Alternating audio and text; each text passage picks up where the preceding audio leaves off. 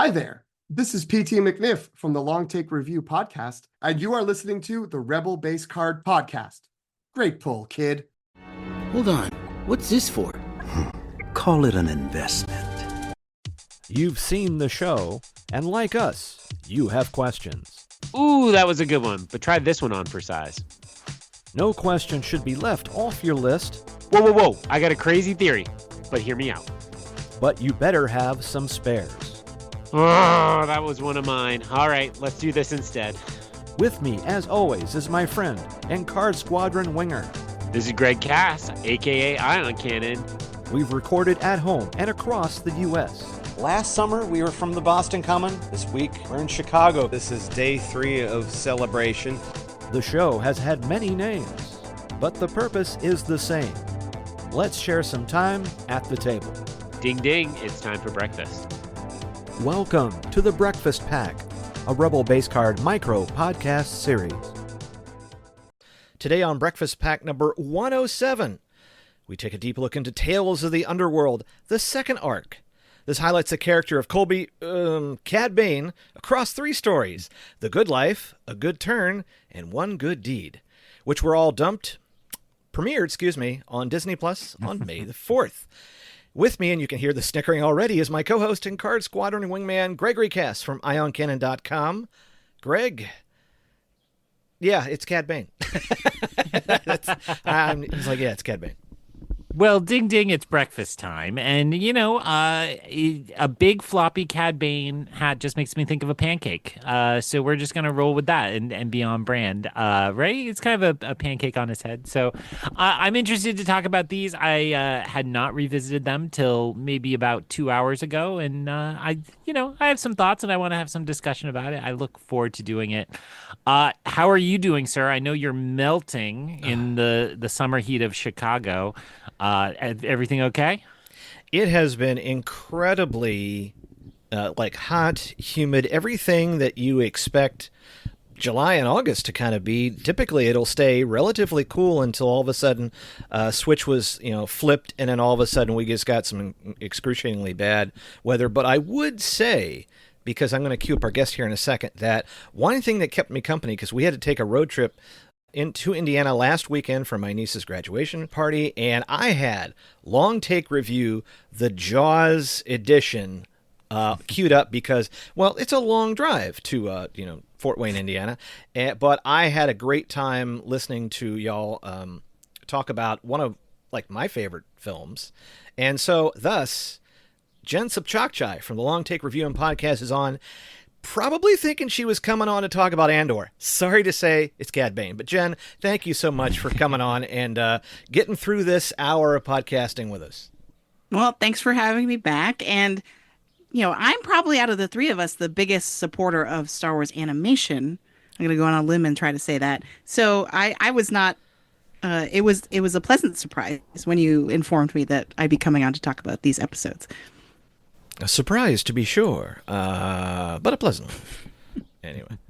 Alrighty, if you haven't had a chance to listen to one of the breakfast packs before, this is an insert, or since May the 4th, it's pretty much been all breakfast pack all the time, where we kind of break down some of the new shows that come out from Disney Plus. And let's just say whoever had the distribute button on at Disney Plus couldn't help themselves from hitting punch out that show. I swear, if Visions had been done, we probably would have got it too on May the 4th. But it was a great May the 4th. Who am I complaining about new Star Wars? But if you haven't had a chance to watch the second arc of Tales of the Underworld, like I said, the Cad Bane episodes, we were going to be spoilers. And there's not a whole lot to spoil, but there will be spoilers. We ask if you haven't had a chance to go back, watch those ones. Won't take long. I did it over lunch hour today. And then come back and listen to this one where we maybe fairly or unfairly kind of go over it. And boy, I'm really spoiling the lead here of how I feel about it. But hey, contractual obligation aside, I am ready to talk about Tales of the Underworld with 2 very astute and actually documented professors talking about, film and TV. So I'm excited to see what y'all thought about it. But any opening thoughts about Tales of the Underworld or this specific arc, kind of before we dive in?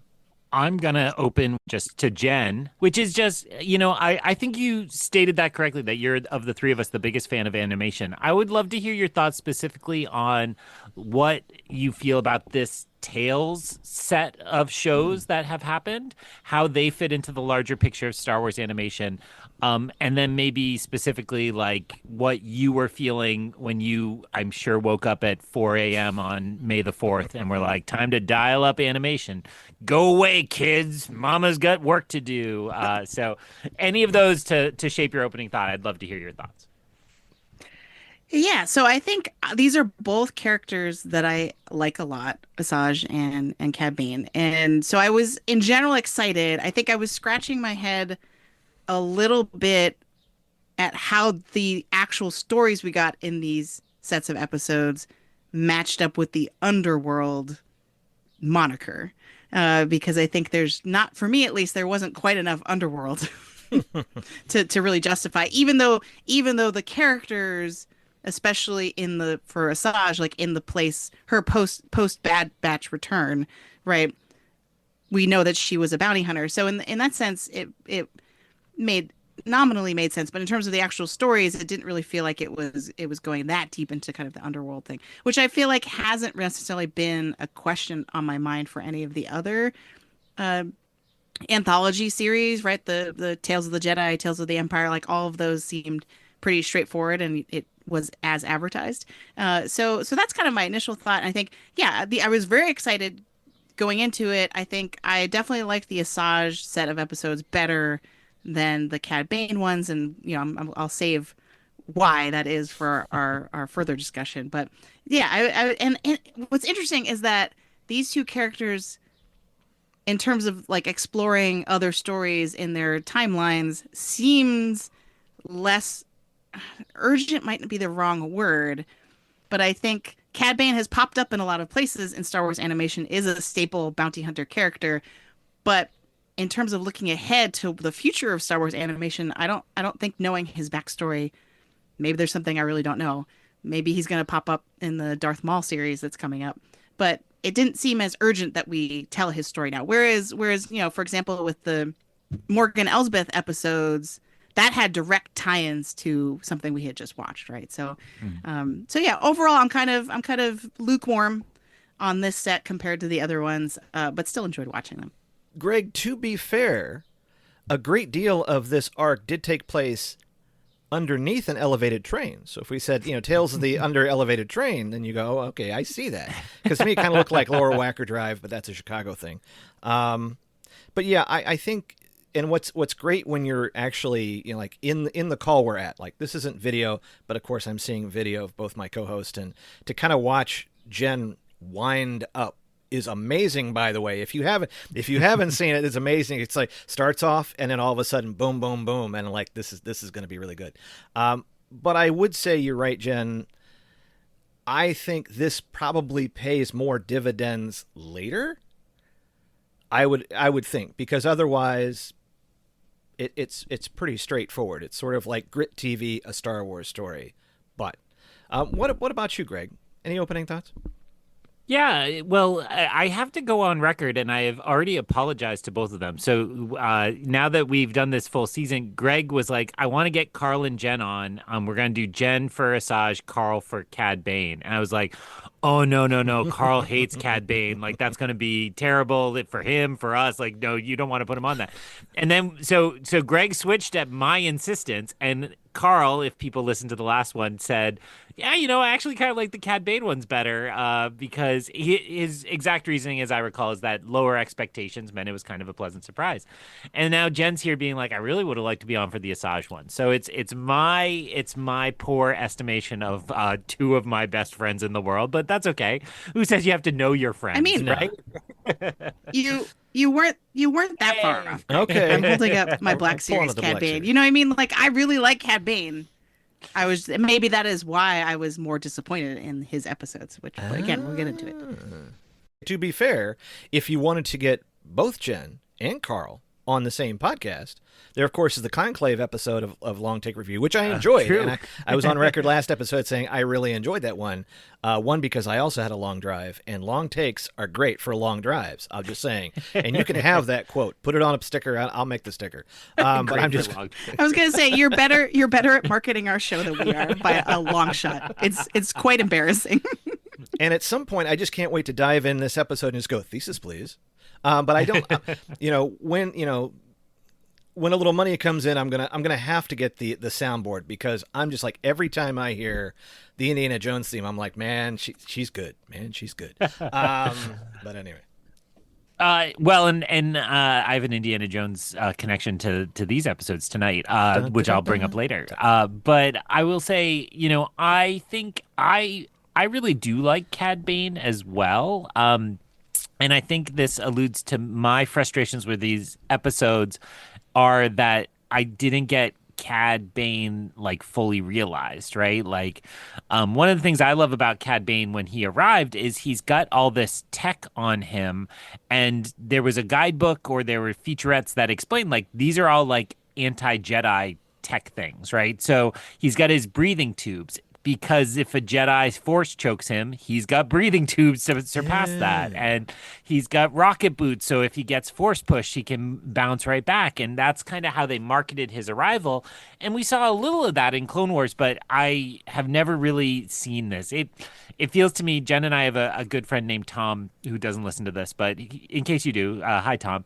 He loves General Grievous, and I never understood it until I saw the Tartakovsky Grievous, because that's how he got introduced to him. He saw him in this cartoon. He's like, Grievous is so cool, because I'm like he's fine in the movie, but he's not like lighting me on fire because he's so cool like that. And so I feel that way about Cad Bane. Like, we haven't quite seen like the really good prime Cad Bane. Even in Book of Boba Fett, he's a little past his prime, it seems. So I was really excited for these, and they fell a little flat for me. I might be more positive than Greg. Doesn't sound like it might be possible to be on the other side of Greg. But I do think, they were a slow 15 minutes each, and they were only 15 minutes each. And I mean, that includes like a chunk of international voice translation casting that takes a solid 5 of those, I'm sure. So they were kind of slow for me. I found my mind wandering a little bit, and that means I'm a little cooler on these than the Asajj. And I would say, in my opinion, this series, the best ones were the very first. The Ahsoka and the Dooku have not been topped in my book yet. Greg, I don't think you've left any mysteries, but maybe where would you put Tales of the Underworld as a whole? Is it behind Empire? Is it ahead of Empire? I thought last year's Tales of the Empire was really solid. I loved both Barriss and Morgan's arcs. I did like Tales of the Jedi. Who doesn't want more Yaddle? And I thought that was really a great, and Dooku, to be honest. And the Ahsoka I think I was maybe a little. I would almost kind of put there with. I still put it ahead of Cad Bane, just because I didn't really feel maybe that I got that much out of the Ahsoka arc, even though I really liked the character. But I would say in this case, I think you may have kind of put a head on it where, yeah, we're seeing Cad at, he doesn't have all that cool tech. He has a hat. He gets the hat in this one. You're like, of all the mysteries, the hat I was mostly, like wonder how he got that really cool lid. Other than that, but at any rate, but yeah, I would say ranking it, I still think when you first see it's almost like the first episode of Andor season 2, when you see him like Andor stealing that, and you see the glorious set and the shiny and all that.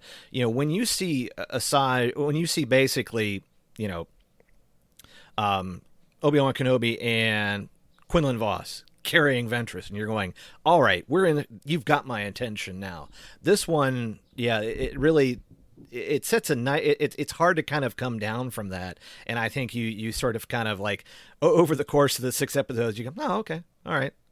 But I do think that the first arc had a lot more, the banter between Asajj and her young lost Jedi Padawan of sorts. I thought that was a great back and forth. This one, it kind of hinges on Cad, and throughout the whole series there isn't much character development other than he's always kind of a dick. Other than that, I'm just like, and there was a couple of pieces with as you get later on into, was it Arin is the girlfriend slash ends up wife of Nero. So that might like I said, it's just what they chose to kind of do with it. But all right, we have to kind of get some questions, and I am kind of curious in a series that this is going to be a thin one. I am kind of curious, what is your first question, Jen? So my first question, I think, is the broadest one, but probably the one that's the most important to start with. And that is, how does this arc, or if I'm putting my writing teacher hat on, to what extent does this arc change the way that you view or understand Cad Bane? Minimally. I think I was debating whether I'm going to acknowledge this is almost a steal, but I want to ask my corollary on the same question still. So I'm going to pretend it's not a steal. But I would say I found Cad Bane to be much who I expected him to be. I think in those opening moments where you see he's a street rat, I almost thought like, oh, we're going to have some sympathy for him. But really, you don't end up feeling that way. But I shouldn't generalize, right? This is about me. I should use my I statements because the two of you are essentially my therapists at this point. Who needs to pay people when they just ask you to be on podcasts? Taking a dark turn. I found that I didn't sympathize with him a little bit more. He was a born on the wrong side of the tracks type of character, and he made a bunch of bad choices and greedy choices and selfish choices, and turned out to be a kind of greedy, selfish, capable, but greedy, selfish adult. So I would say, part of why that didn't change that much is this feels very isolated. We really only know Cad Bane. They seem to have gone out of their way to not use syndicates we know. I assume this is Duros, but we don't really know what planet it is. And don't, it's not running jobs for Jabba. It's a different unknown figure. And I think that can be good in Star Wars, and is maybe what we should get more of instead of everybody met everybody's grandfather, in a tavern in college. But, I think it just makes it feel like this just is this kind of quiet little planet on the outskirts, and turned Cad Bane into who we knew he'd be. So I don't think I left this thinking that much differently about Cad, although I have some questions about maybe some missing years in his life now. Craig, I feel like I know your answer. What do you think? Yeah, I don't think we really. It didn't change. It didn't change the way I thought about him at all.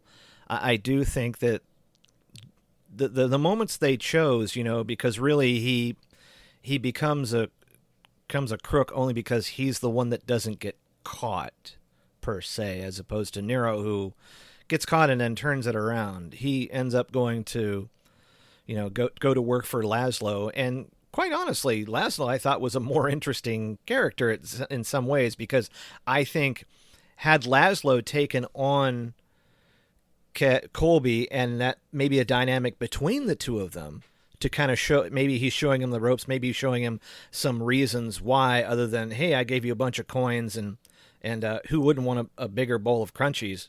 This guy, I'd be like, I'm all down for the crunchies, man.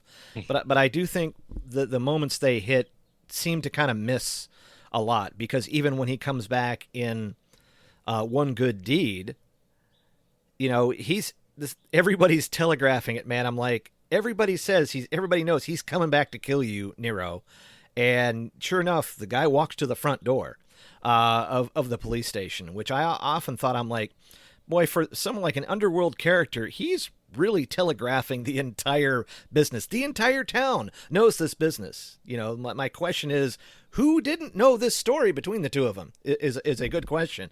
But I would just say that, yeah, I think we miss out on a lot because of the moments that they chose to highlight didn't really give us, I think, I didn't need to know where the tubes came from or the rockets came from or all this, but I would have liked to know where Cad came from, so to speak.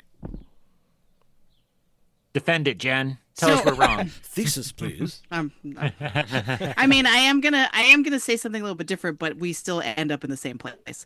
So For me, this changed how I thought about Cad Bane, but for the worse. Oh. And the reason for that is because when I think about what I enjoy about him as a character is he historically for me has been a baddie that you kind of love to hate or that you think is cool, even though you understand that they are morally corrupt, right? And part of that is enabled by his bounty hunter status, right? Like part of the appeal of bounty hunters in general, like I would put Boba Fett in this category, and others, right? That they are doing bad things, but they are following a kind of code, and it's not personal. It's not their personal ethics that are driving their actions, but it is the paycheck, right? And so to use like maybe D&D terms, it's like they are lawful evil as opposed to chaotic evil or even like chaotic neutral or something. You know what I mean? Like they have their own kind of like rules that they follow. And I don't think this is an exact quote Cad Bane has ever said, but the like it ain't personal, kid. Like, you know what I mean? Like that he has always had that kind of like cool to him where he's doing these awful things. Like if you put together his ledger, it's truly terrible. He's done a lot of things directly for Palpatine. He's rounded up children not once but twice, right? There was an arc in the Clone Wars and in Bad Batch. You know what I mean? Like Good it's point. not good. But when you watch him and you see him working, you can't help but be like, wow, that guy's cool, right? And I feel like this arc filled in his backstory in a way that it's like, oh wait, no, he's his heart is 3 sizes too small. You know what I mean? Like it really kind of took away some of the mystique of him in a bad way for me, I think. Just especially the third episode. The third episode in which the whole scene with his real son, who's been adopted by his best friend turned rival, and he kills him in front of the little kid, and then it seems like he realizes that's his son, and then what happens? I'm stealing one of my own questions, but like that kid Isaac never shows up anywhere. Maybe this is my next question. What happened to Isaac? And That was that Cad would be so a steal. cold-blooded? Yeah. Yeah, that would be a steal. So I'm going to ignore that you said that. So Okay. here's my related question that I want to hear, and I actually am genuinely interested to hear both of you take on this. So when I was watching this episode, I was reminded of an old Patton Oswalt stand-up routine, and I'll pause here so Greg can drop it in editing. Just kidding. He's not going to do that. I'm so very sorry. That's not happening. So people can look this up, but this is right in the kind of high watermark of prequel bashing. Patton Oswalt had this like idea, a stand-up routine of talking to George Lucas, and George Lucas explaining the prequels and be like, "I'm gonna show you Darth Vader," before the old trilogy, and the nerd boy character is like, "Oh, that sounds awesome. He's gonna be so great. He's gonna be so great." And then it's George Lucas going to be like, "As a kid," and the fanboy being like, "Oh, like I don't know," and then it's like, "I'm gonna show you Boba Fett." And he's like, yeah, as a kid. Oh, like, and I think actually Patton himself has walked that back and was like, who am I? Like, George can tell whatever stories he wants. I think it's kind of from an immature place. But it, to me, raises this kind of question of like, what would make for a good origin story in Star Wars? Because, and that's the question, but I'll vamp for a little bit of thinking, which is like, this seems to be something that Star Wars is interested in, that, if we have a cool character, we're going to fill in as much of their timeline as we can. And, in modern fandom, post prequels, you have to look at Ahsoka, who we've now taken from birth to, not death yet, but she's got to be pushing it, right? She's got to be 50 or 60 at this point. I mean, easy. By my count, she's technically died twice already. So I don't know what you're talking about. So I do think that like this seems to be a part of the Star Wars project, is to give us origin stories and help us understand, and that is the prequels, right? And that's a lot of these shows and so on. So what do you think, and based on our conversation, I'm guessing that this doesn't rank as a good one, so you can fold into that, why isn't this a good one, or what do you need from one of these backstories, origin stories, for that to work in Star Wars for you? So I think the emotional through line is the key, because if to take one of the examples that Patton Oswalt would have made fun of, and you can go listen to our Revenge of the Sith anniversary episode on the Long Take Review if you want to hear more about this. But to me, the emotional through line of what happens to child Anakin all the way through the end of the Revenge of the Sith, where you see all the factors, the perfect storm that was, what happened to him and how he became Darth Vader, that makes sense. It boils down to his fear of losing those he loves, right? His fear of death and wanting to control it, right? Like, you can explain it all.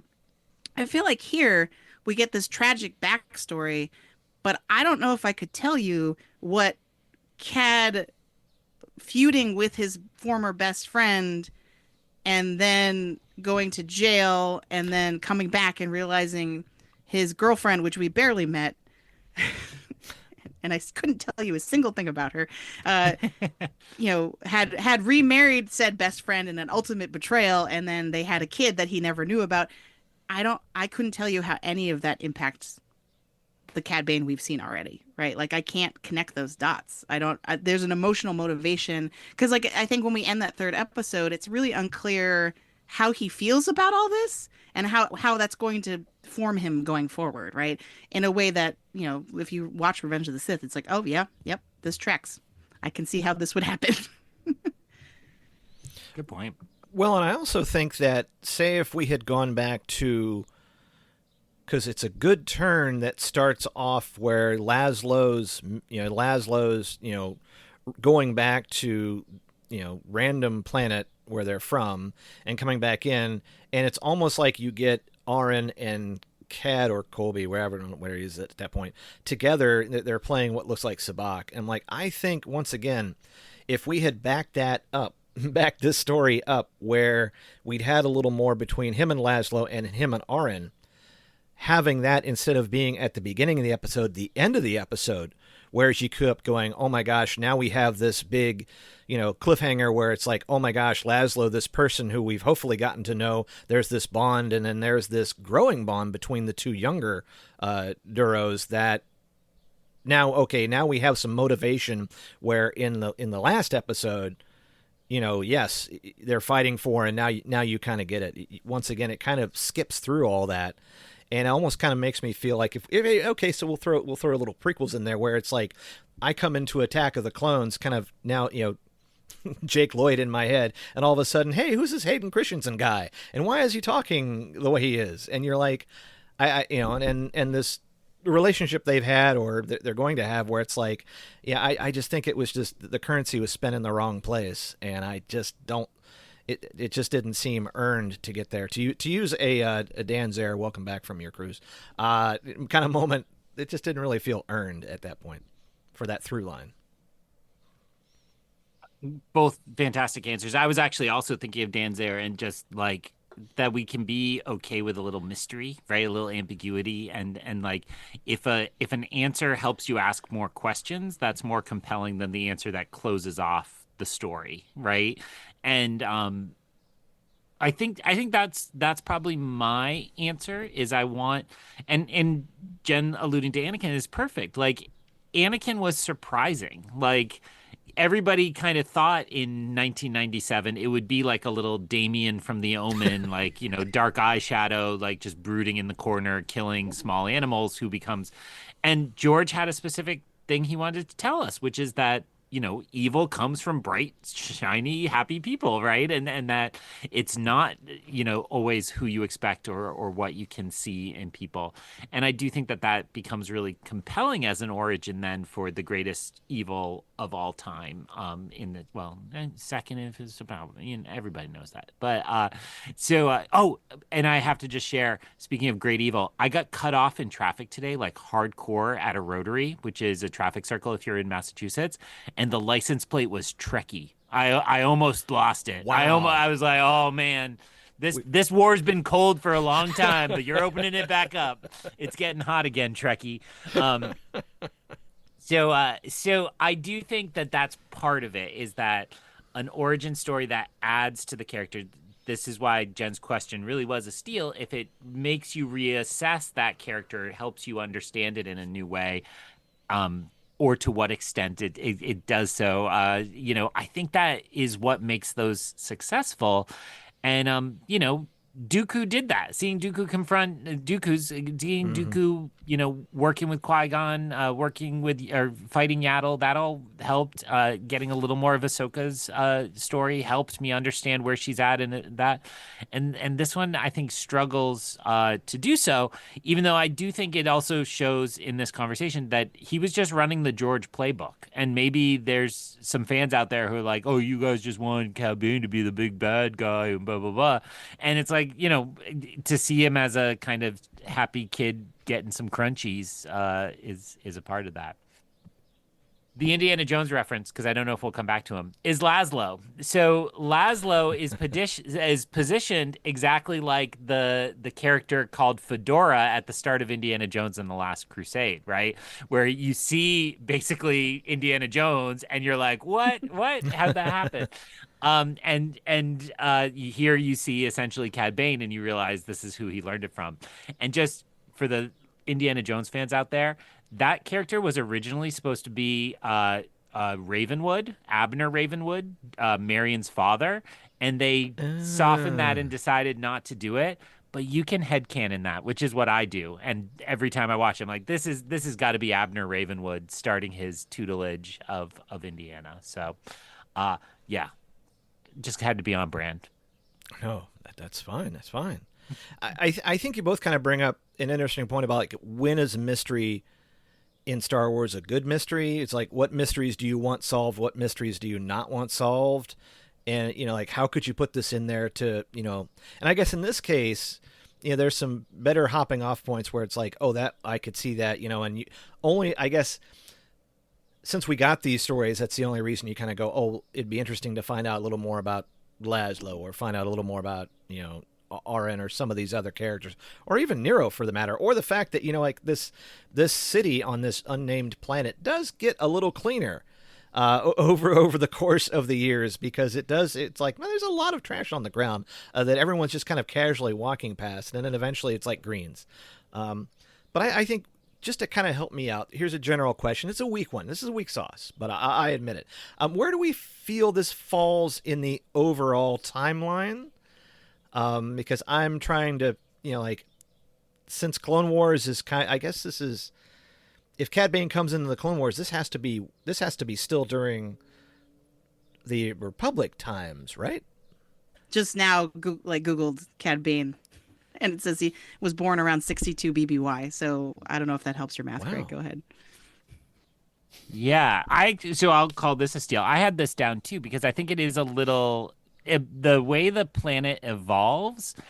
I was thinking specifically about the robot police officers, right? That like, I think this has to be before Clone Wars, the conflict obviously, and his appearance there because he looks younger, but like, I don't think if you have battle droids out in the galaxy, you give your police force over to robots necessarily, right? I mean, it's a big galaxy, but it felt to me that there were interesting resonances with what we saw in Mandalorian about the New Republic running on so many robot police officers. And we have yet to kind of fully unpack the fact that part of the New Republic's failures seem to be like using battle droids and so on. I think there's some good storytelling to do there that I'm excited for people to see. So I think we have to be pretty far pre-Phantom Menace. I mean, if we're talking that first episode, if Jen's Wikipedia number is right, we have to be like 62 BBY, 50 BBY. And Phantom Menace is 13, 19, 31, like 30 years BBY. So 32. Yeah, 32. So we're pretty far back. That would make it the earliest timeline canon we've seen, I think, which is kind of crazy to think about. Sometimes there's that project where somebody tries to watch everything in Star Wars in chronological order. Would you now start with the first episode of Cad Bane? Well, no. Wouldn't you start with the Acolyte, right? Because Acolyte is... Yes, you're right. You're absolutely right. Acolyte... then and then this episode. and then this, and then start to get towards the prequels. And I think some of those Dooku backstory episodes would get you pre-Phantom Menace too. Oh yeah, that's crazy. That's wild. But that's my guess. Yeah, I was saying it was sort of like it was a question. It was kind of a one-off, so I don't know what room that kind of gives you, but maybe Jen, just maybe if you want a little more to kind of chew on as far as like, so when it kind of ends, where do we think that is? Because there's how much time do you think has elapsed between the first and like the third one, or something along? I mean, I was gonna say that Cad Bane has a really good skincare routine because I feel like I don't know how old he is at any given time. He's the same level of cragginess the entire time. I don't know. But yeah, I think it's interesting. I think these 3 episodes in some ways feel more isolated as a trio than any other we've seen so far, because and now I'm realizing that might be because of the timeline context, but it's also so we never leave this one planet, which is unusual. And I think that's partly creating some of the problems we've identified, because it's all the stuff we actually wanted to see happened off screen.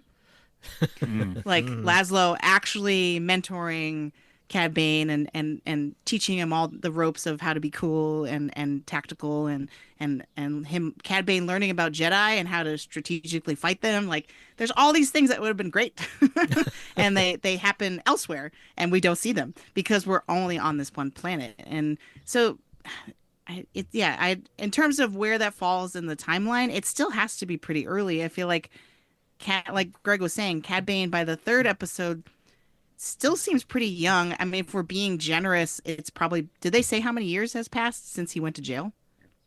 No. I was trying to track In the that. Only episodes? that he's out 5 years early. So Right. you would assume it was a much longer sentence than 5 years. I Sentence. think. Right, Yeah, but for that's still killing a relative. marshal. That's not like giving us an actual. So, Yeah. let's say it was like 10 years. That's still pretty early in the general Star Wars timeline, even if we end in, I can't do math now, but because we've said so many numbers at this point. I don't know where we've ended up, but so yeah, I guess you asking that question made me realize we never leave this planet. It seems to be about the planet and the crime, that the progression of the dirty streets to the slightly less and more robot police streets than anything else. Well, and even then, it's like, for example, like if we assume then that the jail, the jail sentence that he's coming off of was started with, them catching him after he kills the marshal, which technically was, he wore the hat for maybe a good 30 minutes. And so he really hasn't, this is really at the start of his career. And so he really hasn't done much. As a matter of fact, Laszlo keeps him back to watch the operation. So it's amazing. I guess when you kind of look at it that way, it's kind of the beginning. But yeah, how much time has absolutely elapsed? Because you're right, it's really hard to tell. There's that one older Duro at the police station, or at least who's calling in. Who, okay, you look a little older, but other than that, shrugs. I really like that Nero got a little paunchy too, because Dad bod. that's my high school friends who became the local cops as well. So no disrespect to the force, but it's just it's the donut life. It fits the stereotype.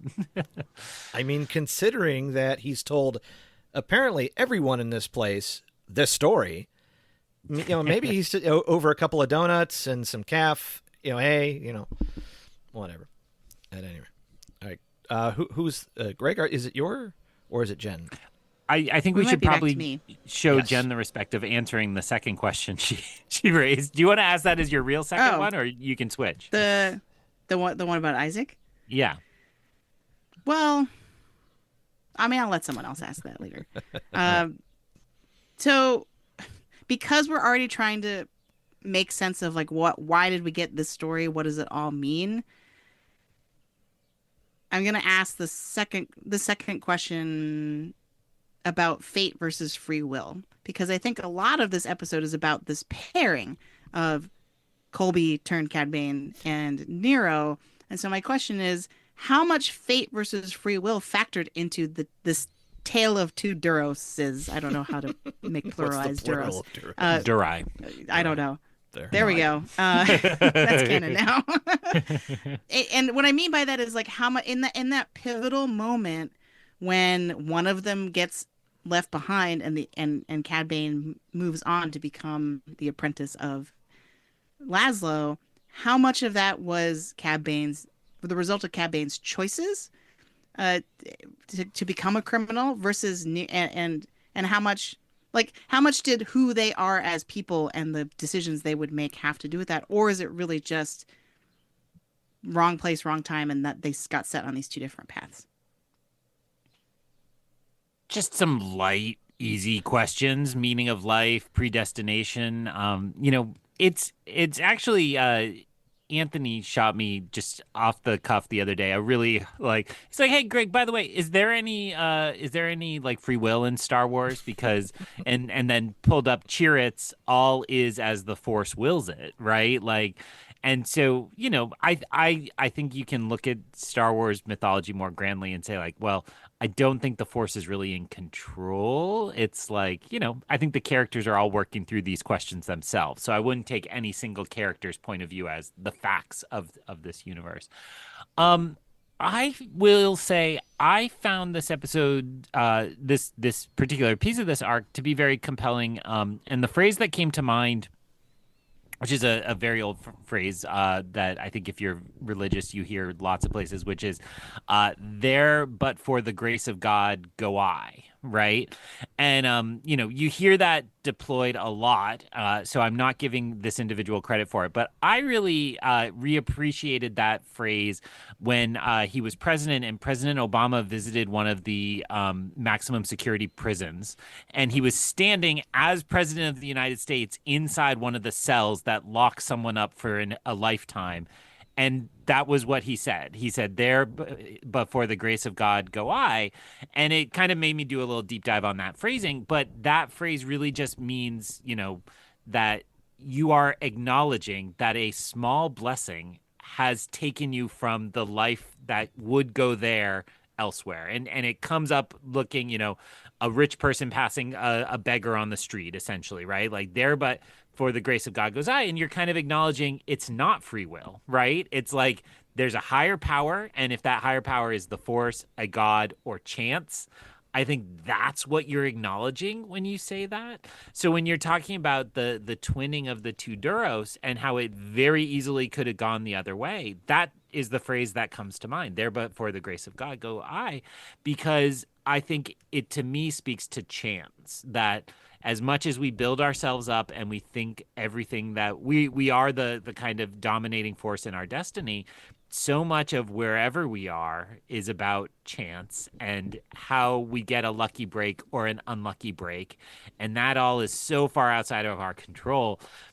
Is that the goal of these episodes to show us? No, but I do think it matters. And you both have referred to this kind of outward ripple effect, that because that is how it happens and Nero gets reformed and seems to be a part of bringing, good laws and law keeping to the city, then the whole city benefits, where the city could have been a Dayu or a Mos Eisley or something like that, but seems to have been spared that fate. So I think I danced around your question, but I'm going to go with chance, not free will or destiny. Yeah, I'm going to say following this answer is kind of like if you're opening for Ozzy Osbourne. Nobody is there to watch your band play.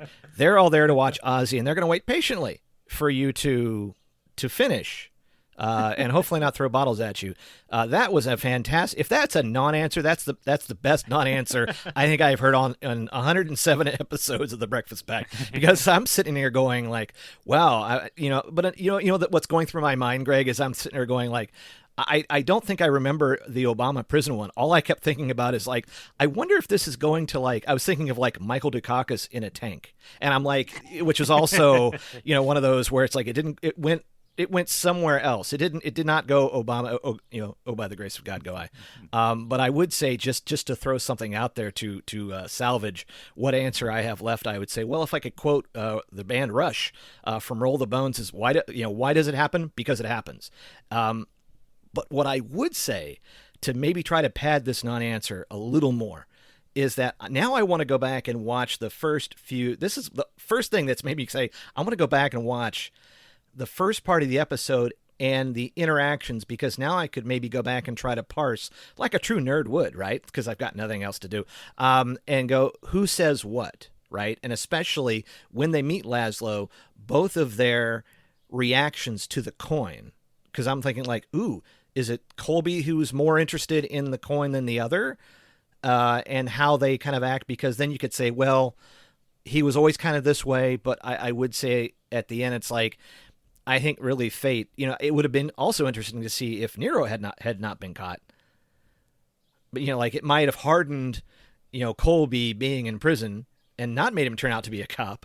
But now it's like, how would Nero have been as now part of a gang, but really kind of like with a heart of gold, as it were, or Crunchies, whatever you want to put that in. That's what I got.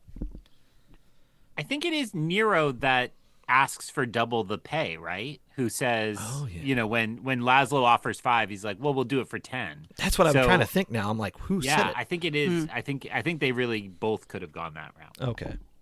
But it is also, as a counterpoint, Cad Bane that takes Nero's empty snack container and then like this is the most memorable thing from that whole episode is he's just licking the powdered sugar or whatever it is. Yeah. Like trying to get every last bite, right? And I feel like that's actually very telling detail that he's the one who's like, I just got to get everything I can. Whereas Nero maybe wouldn't have. So also interesting to think about, if we're thinking of this as a sliding door situation, would Cad Bane have become a Cobb Vanth, right? Because they have that great standoff in Book of Boba Fett. So thinking of like, would Cad Bane with Nero's fate have become, because he has so I hadn't really thought of them as those two characters as two sides of the same coin, but they definitely could be.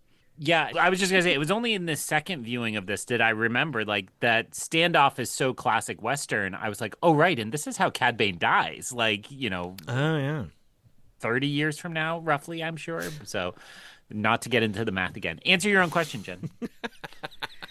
So, I love everything both of you said. I'm not necessarily arguing against that, but I think the one thing that you could say in that moment that is Cad Bane's choice and therefore fault is that he is the one who decides to leave, right? Yes, they are separated because Nero gets caught and he's already in the getaway car, but for that split second he had a choice. He could have jumped out and been like, no, I can't leave my friend behind, but instead he chose to accept, like, every man for himself, dude. Like, I'm just gonna go with this guy. He seems to have a lot of money and crunchies. Sorry, good luck to you, best friend that I've grown up with and slept in the street with for years. So I think there is it's obviously, I think the answer really is it's a combination of both, right? But I think that's the one choice or free will that I can see in that moment. That another character could have gone another way. I also just want to credit you. I love that detail of Cad Bane like licking the sugar. Like, you're absolutely right. Like, that's his philosophy of life right there. And you're set that way from life. I have like 5 references about that, but I will limit myself. So I mean, so when do we because see Cad Bane licking the sugar on a T-shirt? Not a real question, but I will say, like, I haven't been to Batuu in a while, but we got to get one of these Galaxy bodegas into the stalls at Batuu, right? Because we now have 2. We have the one in Andor, and we have the one here, which I think this one predated. I actually am not positive. Maybe the Andor one was that same week, the way these fell. But they're great, and I think you could easily stock it with crunchies, which seem to be related to Mantel Mix from Bad Batch, and we of course know Pizos from Andor, right? So we've got a full snack shelf ready to go. And Jen, Batu does have a popcorn shop, am I right? It's not a shop, but there is a cart that, and for a limited time they didn't call it Mantel Mix, but they did have basically the popcorn mix that has colored things sprinkled on it, like we see in here. So I also had that thought because I was like, oh, this is Disney's answer to the Harry Potter, the candy shop in Harry Potter, which I'm not remembering the name of now. Just Do you know a what I bit mean? Like grinder. that sells all the chocolate frogs and the kids go to Yeah. when they go in town and stuff like that. I was like, this is purely this whole candy shop, serve yourself candy shop seems purely designed to become a park feature to me. If they don't do it, I will be disappointed. It's an easy Um, insert to downtown Disney for sure in Disney Springs. My Batu choice will always be the cold brew coffee with the cold brew calf, excuse The me, Cocoa with Puffs? the Cocoa Puffs on top. I Yeah. love that drink so much. So, which is somewhere around there. Um, okay, so here's my question. So, Greg, you alluded to this before. This feels like Space Chicago. I don't think you're crazy to say that. And my head, I just read a fantastic book set in Chicago, so my head's been in Chicago a lot lately. Not a bad place for it to be. And I was thinking a lot about the Untouchables in my long Dun-dun-dun. take hat because Dun-dun-dun. this feels related to that, right? Like that era of Chicago. But the structure of this is pure Western. So my question is, why did they pick a city setting for a kind of classic Western? And I'll throw into the mix, Jen, you just referred to Cobb Vanth and Cad Bane at the end of their lives. That's like your classic Western, I'm a sheriff in a little town. It could have been that very easily here because it's essentially what it is. Like, you're on the wrong side, lawman. And so why did they go for the city setting? I think is an interesting question. I mean, I think part of it probably is just to put a new twist on what we expect the setting we expect to see when we see those Western tropes, right? And I will say, just to interject, because I've been pretty critical of these episodes thus far, the Western vibes were the main thing that I really enjoyed, and I feel like they nailed. And you know, were we expecting organized crime drama, and then we got a Western instead? Yes, like we can talk about whether or not that was a good choice, but I think in terms of the beats and the scenes, the duels, the way that Cad Bane reaches for his gun, right, and he's a fast draw, like all of that is very fundamental, I think, to his character. And he was originally modeled, I believe, after a character from The Good, the Bad, and the Ugly, but not the Clint Eastwood character. But he's also I was reading about this earlier. He was also modeled after No, the Lee Van a Cleef Clint character. Eastwood character in a different Western, which I can't remember the name of it now. But anyway, so I do think that it part of it's just to put a twist on it. I think part of it too, you know, there is an argument that you can make that the series of episodes is trying to convey that to a certain extent, Cad Bane's fate was always going to be this way. Not to backtrack to my other question, but because of the sort of socioeconomic circumstances, right? Because he was a street rat, and you know, to quote Aladdin, I blame parents, except he hasn't got them. Got to eat, got to live, got to steal, eat, right? Like, and I think part of if I were to say these episodes had a thesis, it would be that it's the underworld that birthed Cad Bane, and Nero is there as kind of like the path not taken, right? Like that what he could have been had just his circumstances been different. It's interesting because it has its own counter argument built in where it's like, well, no, he wasn't. He did have kind of a choice. Like he could have ended up as a lawman, but instead he ended up as this. So I don't know. The only other thought that I could have to answer your question is part of Westerns, the outlaw a lot of the time is actually the good guy, and not necessarily even in an anti-hero sense, but in the sense of like they're against the law, but we don't like the law, right? Because it's the Wild West. And I think here, by putting it in an urban setting, that kind of like erases that paradigm a little bit and then makes it like, no, no, there's the law and that's good, and then there's crime and that's bad. Whether or not that's what they were trying to do, I don't know. But I think that if you'd put it in more of a Tatooine-esque or a Western type, I think it maybe would have been a little too on the nose because, Filoni himself, who wears a hat, loves Westerns. This had Western all over it. Like I said, it was, grit TV, a Star Wars story.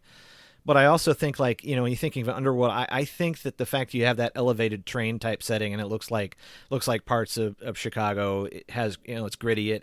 It's got street rats, it's got real rats, or something along those lines. So I do think it kind of helps bring home, what the overall look of it, and I think just kind of setting it somewhere, because I think when you kind of go in and when you see ships kind of come in, it looks like a Star Wars type planet, as opposed to if we just go to Skeleton Crew, where it was like everybody was all over. It was the planned communities of the Skeleton Crew suburbs, of At-Atten. So I think it helps set up. It helps establish a mood, I think, and as they're kind of weeding in and out and they're going in dark alleys and things like that, I think it really helps kind of show that it's several layers below, but not Coruscant level where there's a million levels down and a society and a culture in each one of them. But yeah, I think it's just let's put it here because it not like we couldn't see it coming, Dave. But I get it. It makes it look a little more interesting. It did make me think about when the before Book of Boba Fett started coming out, a huge number of podcasts, but mainly in my mind, House of R, did like a deep dive on Godfather movies and organized crime, thinking that this would be the way to unlock the Book of Boba Fett. It was totally irrelevant to it. But it is, I do think that's what's being invoked. On that Jaws episode, we got some hot takes on Long Take about Godfather Part 2, but Wow, Godfather yes. Part 2 stood out, and the way the shop has a little bit of that like city farm stand kind of feel to it. It's of that era more than the like pure 7-Eleven that the Andor bodega was in that case. So, which, Greg, I think you're still headed to London before too long. Yes. Fantha Tracks has demonstrated it's very easy to go to that bodega, right? Because it's the visitor center to the Barbican, which is a major brutalist architecture area that was rebuilt after the bombing of the Blitz and so on. So it's that style. So you should swing by. It's just a few tube stops out. It's funny because I was actually just looking at some stops because I will, if I get there, when I'm scheduled to, I will have a little time, and I've been kind of like charting some areas that, I couldn't bring the family to. They could care less about, like if I, for me, 221B Baker Street would be like, yeah, I'm all over this. My family would be like, who? Abbey Road is not that far up from there. It's like, okay. And then I started looking at the Barbican because I was like, there's got to be. And I know Greg was all over this place. And then I think it'd be probably spend the most time trying to like run around trying to find where in that overhead is. But I might have to dial up, phone a friend, like, Greg, where do I go? I'm here. I'll just like share my location. Like, all right, walk me around. It's like, all right, take 2 steps this way, 2 steps this way. And we have listeners more qualified than me, but the one that's really easy is Canary Wharf has the Rogue One base, and then right outside that and like half a block up is the entrance to the ISB for Andor. As well as you're then in the shadow of the skyscraper from the new Daisy Ridley movie, The Cleaner, which I can't recommend. The Cleaner. Sorry, Daz. It didn't work for me. Aww. But it's right there, too. So you're like, you could see Daisy Ridley hanging on the outside of a building and look down at the ISB. I was like, this is awesome. So cities, they're great. I know. And if you, like I said, going back to the long take, because I think we're kind of wrapping up on this one.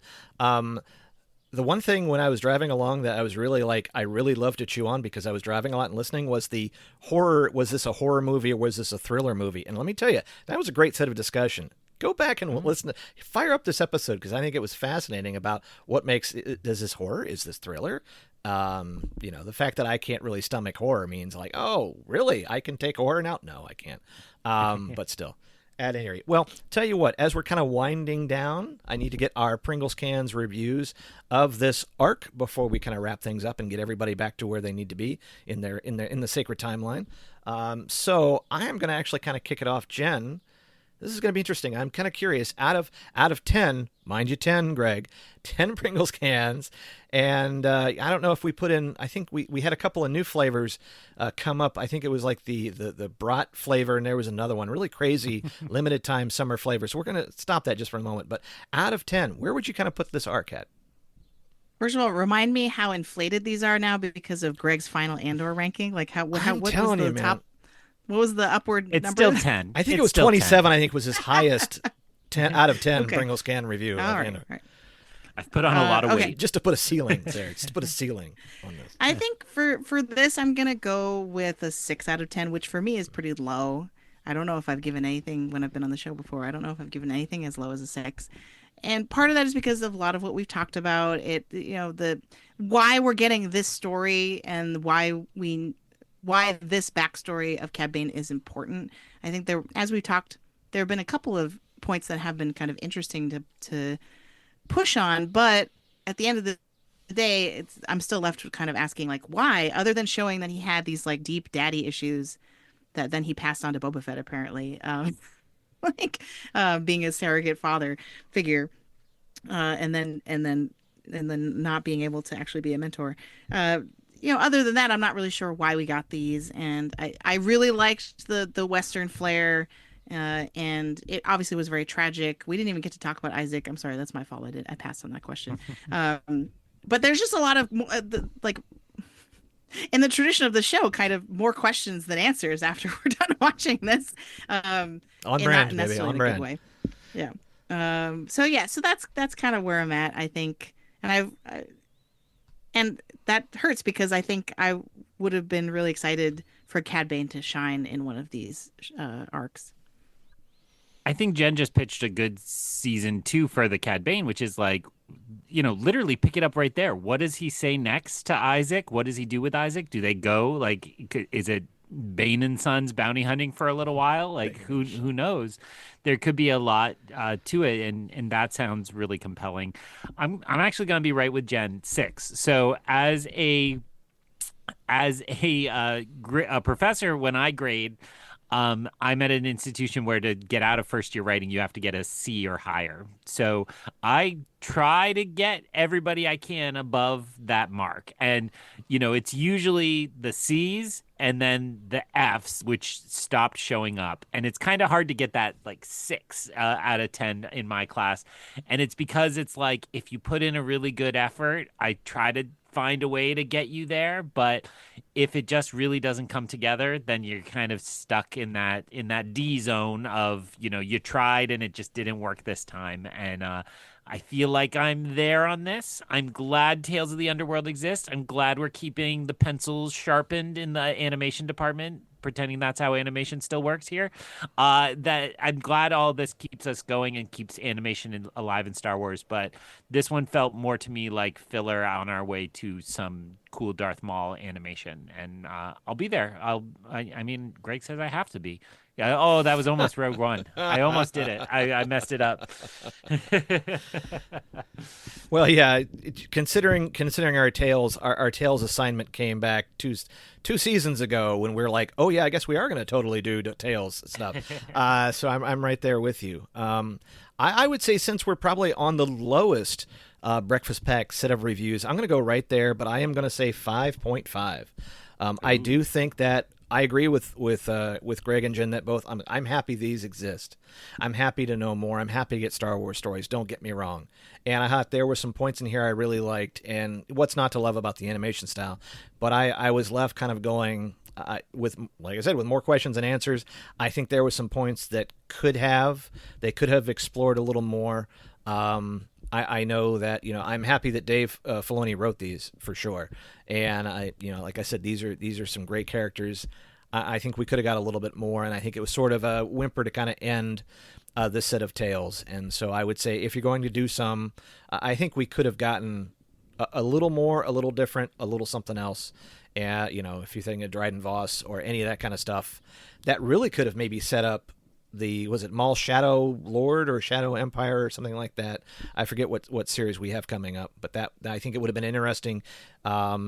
Queue up for it, and maybe this is, and we'll come back and go, oh, okay, of course we see what you're trying to go. Dave, you've got it all along. So I'll give them the benefit of the doubt, but I still think 5.5 is where I'm going to fall. Anyway, all right, just so we can wrap things up and get people out of there, Jen, I just want to say once again, some great long takes. This is fun because typically over the summer, the movies that I'm seeing you guys do are usually the kind of ones where I'm either going to get to or get my family to. So it's kind of fun to go back and listen to you all. I think that 5-person panel for Jaws and what you're doing with like the Friends of was really fun. All you guys are doing such a great job. But where can people find this so they can find out for themselves? Well, first of all, thank you for your kind words, Greg. It's again, as I said earlier, you plug the show better than we do, so that we really appreciate you spreading the good word about our show. So you can find the Long Take Review wherever you get your podcasts, but we do host the feed on my Substack, so that's thelongtake.substack.com. That gets you every new episode, has like a little blurb, the show notes that go with it, but also occasionally less so than it used to be. But I do have written reviews of Star Wars and Marvel that pop up there as well, so that's an added bonus if you're following us on Substack. And yeah, like Greg and I just recorded mere hours ago, probably last night. It feels like it was not that long ago. A review of F1, which is coming out this weekend, and so that should be dropping in the feed probably sometime next week. And yeah, the Jaws episodes. Greg, we just got to figure out how to get you on the guest list and figure out what we've sort of been doing so far is like trying to strategize. Okay, is there like an occasion in my class we'd call it exigency, like a reason to tie in some of these older movies that our friends want to talk about, and so. I got an idea because Tron Ares is going to come up, and I'm thinking Tron Original. All right. If you That's know, not like bad. I'm going to have to defend it. So. So Another franchise I've ridden the ride for, but not seen the movie. So weird. that'll be my contribution again. So all valid. Well, thank you, Jen. Dr. Cass. You can find me next to a lake in Maine. I'm going off the grid for a couple weeks, and I could not be more excited. So, yes, my gift to all of you is this last RBC for a little while for me, and one last long take review, as Jen just alluded to. Greg is going to edit this and get it out faster than our feed will be updated because we have a show before that to come out. So I'll just put it out there. If you're hearing this, just before 4th of July, go see F1. It's really good, and it's a really fun time at the movies on a big IMAX screen. So if you're like Greg and you're melting somewhere, go check out that movie and then check out our long take episode, which will drop in a week or so. We were just debating last night how normal people don't go opening night. They wait till like the weekend or the week after, and that's like a healthy behavior. So we were thinking about the timing. So it'll be a little delayed, even though it is in the can already. And there was some big movie news that dropped yesterday, and we talked about that on that episode as well. Go ahead, Greg. No, and that's really great. And I saw that, like, you posted on Instagram, that stack of books. I'm going, he's going to read all that? Like, that's a vacation to me right there. I'm like, forget traveling aside. And, like, I've been going to the airports because my wife works at the airport. And the numbers of people who are going to the airport, it is insane. And I can't understand why I'm going to be trying to get in the middle of that, trying to figure out how to get there and get home. But I would say that looked like a great vacation. And of course, Jen, Dr. Sopchockchai Bankard, who has, it's a summer, and I'm sure you're doing stuff with your kids, and they're probably just enjoying not being in school, not being pestered about their homework and stuff like that. And so we've got so much summer left. I know once we get done with driver's ed, we've got volleyball camp. I mean, I know both of y'all, we've got stuff. We're driving. This is the summer of busing. We think, oh, they're great. They're done with school. No, man, it just begins. At any rate, but if you have a question for the Breakfast Pack, or if you want to defend this one and tell us how wrong we are, I'd love to hear it.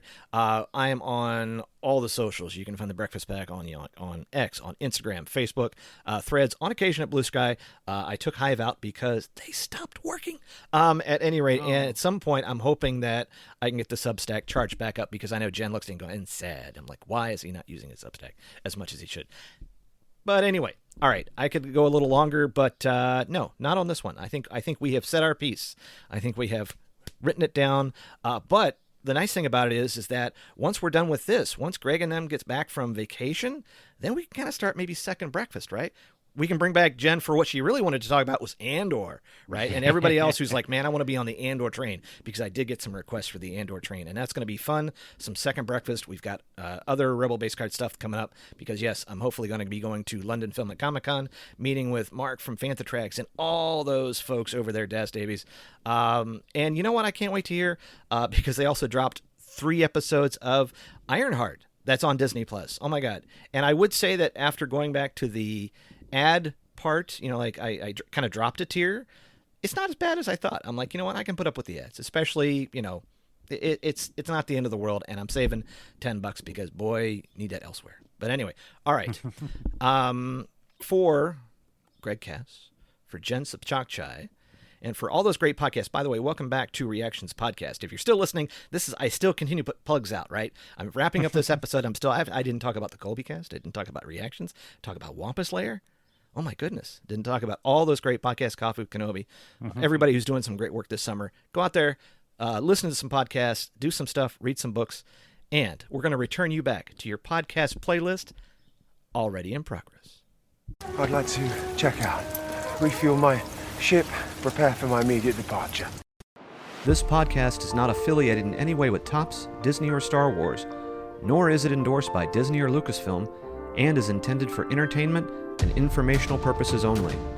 All names and sounds and any other related items are properties of their respective trademarks and or copyright holders here in the U.S. and abroad.